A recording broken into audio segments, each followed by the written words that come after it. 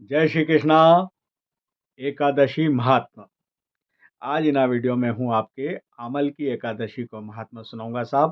फाल्गुन मास का शुक्ल पक्ष की जो एकादशी रहे वह अमल की एकादशी कहवाए है। और जेके रंग भरी ग्यारस भी के है।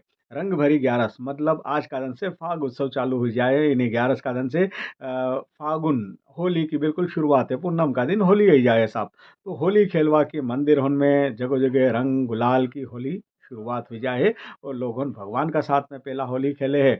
और फिर ओका बाद में होली का दिन तो होली है होली है होली है चाले चाले साहब। तो असी महत्वपूर्ण है अमल की एकादशी जेके रंग भरी ग्यारस भी के है। अमल की एकादशी को व्रत करवा वाला का प्रत्येक कार्य सफल होवे है। और ओके अंत में स्वर्ग की प्राप्ति होवे साहब। तो असी महत्वपूर्ण है या अमल की एकादशी एको महात्मा। हूँ आपके पढ़ी ने सुन रहे हो पोथी अनुसार जो सो पोथी में दियो है असो को असोस फाल्गुन मास का शुक्ल पक्ष की एकादशी रंग भरी ग्यारस यानी कि अमल की एकादशी। तो सब हूँ पढ़ना शुरू करूँ को महात्मा।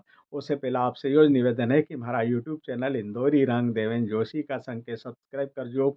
अगर आपने चैनल के सब्सक्राइब कर दियो है तो अपना परिचित हमसे चैनल के सब्सक्राइब करवा जो।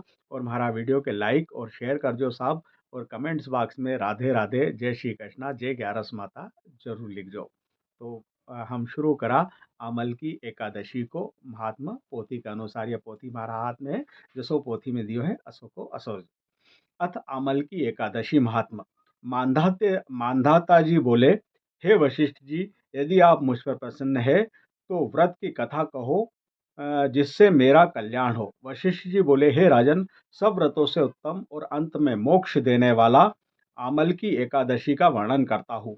यह फाल्गुन माह के शुक्ल पक्ष में होती है।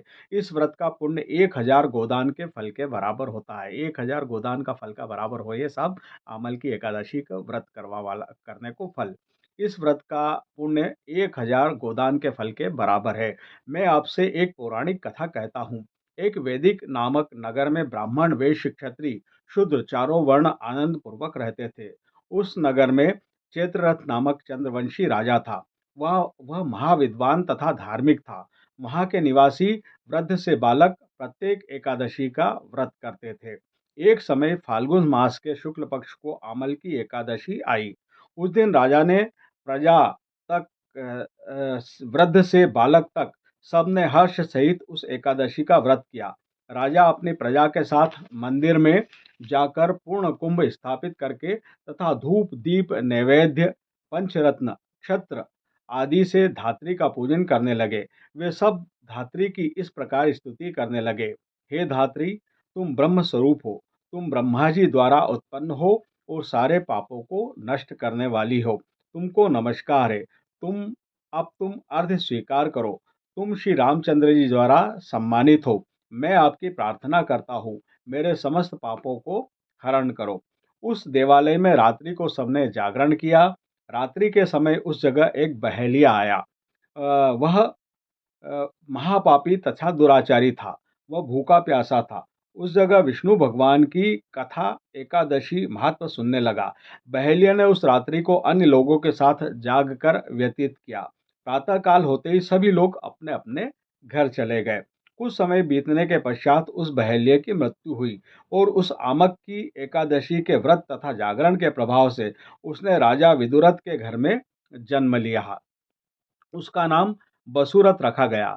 बड़े होने पर वह चतुरंगिणी सेना के सहित तथा धन धान्य से युक्त होकर दस दस सहस्त्र ग्रामों का पालन करने लगा। वह तेज में सूर्य के, कांति में चंद्रमा के, वीरता में विष्णु भगवान के और क्षमा में पृथ्वी के समान था। वह अत्यंत धार्मिक, सत्यवादी, कर्मवीर और विष्णु भक्त था। वह सदैव यज्ञ किया करता था।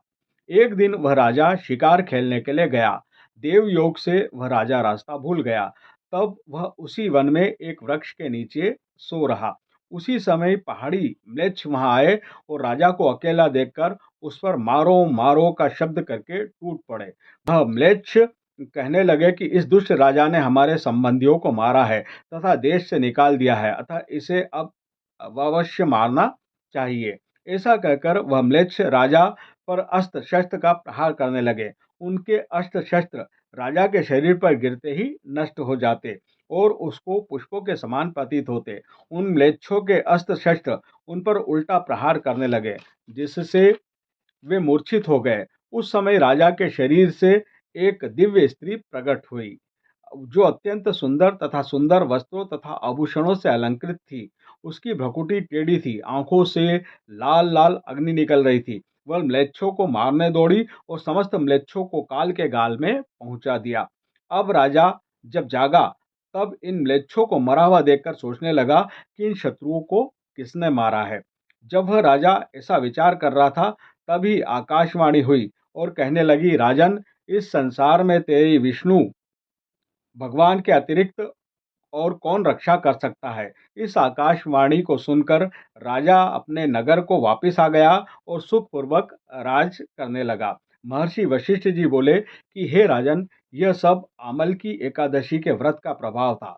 जो मनुष्य इस आमल की एकादशी को व्रत करते हैं, वे सब प्रत्येक कार्य में सफल होते हैं और अंत में विष्णु लोक को जाते हैं। अथ श्री आमल की एकादशी महात्मा। तो साहब यो थो अमल की एकादशी को महत्व, अति महत्वपूर्ण। जय हो ग्यारस माता की, जय हो गोपाल कृष्ण भगवान की, जय हो श्री राम।